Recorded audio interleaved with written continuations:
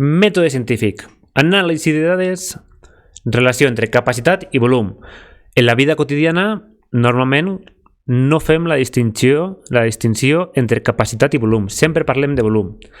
Però, si parlem en propietat, cal distingir entre capacitat, que és allò que cap dins d'un recipient, i volum, que és la quantitat d'espai que ocupa un cos.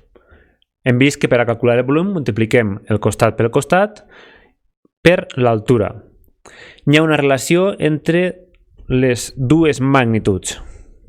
O podríem dir que en els dos casos estem parlant del mateix.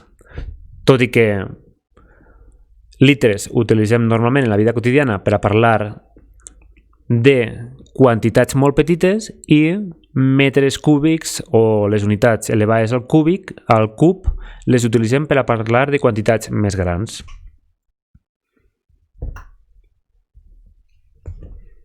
Sempre que parlem de volums o de qualsevol altra magnitud, cal saber si és molt o és poc. És a dir, quan parlem d'un litre, tothom tenim present que un litre és com un bric de llet. Però quan parlem d'un decímetre cúbic, és molt o és poc? Doncs aquí ho tenim.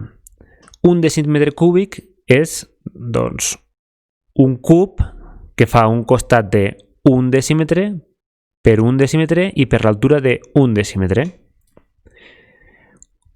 Quant de líquid de llet, en aquest cas, cap dins d'un decímetre cúbic?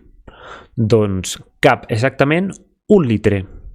Per tant, l'equivalència entre capacitat i volum és la següent.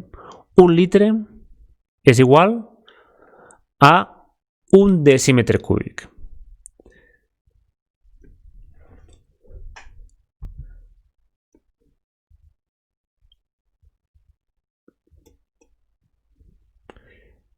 Anem a ficar un exemple. Un bidó d'aigua té un volum d'un metre cúbic. Expressa un metre cúbic en litres. Factor de conversió. Molt important. Abans de començar, el meu consell és que quan pensem en un metre cúbic, pensem en un bidó d'aquest i sabrem si és molt o poc. Tot el món tenim a la imatge aquest tipus de bidons que s'utilitzen per a regar els horts. Anem allà. Primer, busquem la relació que hi ha entre metres cúbics i litres. L'escala de litres, aquí la tenim, i l'escala de metres cúbics, aquí la tenim. Hem dit que un litre és un decímetre cúbic, per tant ja tenim la relació que hi ha entre una escala i l'altra. És com un pont que travessa les dues escales. Un litre, un decímetre cúbic.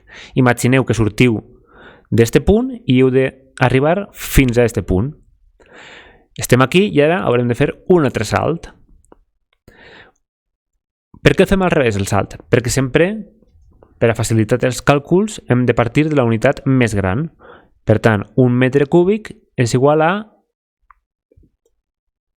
1.000 decímetres cúbics. Ja tenim les dues relacions. Un litre és igual a un decímetre cúbic i un metre cúbic és igual a 1.000 decímetres cúbics. Següent pas, factor de conversió. Fiquem la unitat que volem canviar i la fracció. Volem canviar un metre cúbic i volem passar-ho a litres. Per tant, metre cúbic a la part de baix i litres a la part de dalt. Perdó, no podem passar directament a litres. O sí que podem, però per a facilitar els càlculs anem a fer pas per pas. Anem a passar primer de metres cúbics a decímetres cúbics. Un metre cúbic hem dit que són 1.000 decímetres cúbics. Ara, passem de decímetres cúbics a litres. Decímetres cúbics volem que se'n basque, per tant ho haurem de ficar a baix. Fem una fracció multiplicat per fracció i ho passem a baix. Decímetres i decímetres se n'anirien i a dalt posem les unitats a les quals volem arribar. Litres. Ara, al costat de les unitats, doncs la conversió. Un litre és igual a un decímetre cúbic. Simplifiquem, metres cúbics i metres cúbics se'n van, perquè un està a dalt i un altre està a baix, decímetres cúbics i decímetres cúbics se'n van per la mateixa raó. I què ens queda? Doncs tot el que no està tachat. 1 per 1.000 per 1 litres. Per 1, així és com si hi hagués una multiplicació per 1 per litre. 1 per 1.000 per 1 i per litre. I a la part de baix, 1 per 1. 1 per 1, 1 per 1.000, 1.000. 1.000 dividit entre 1 per 1, 1.000 litres. Ja ho tenim.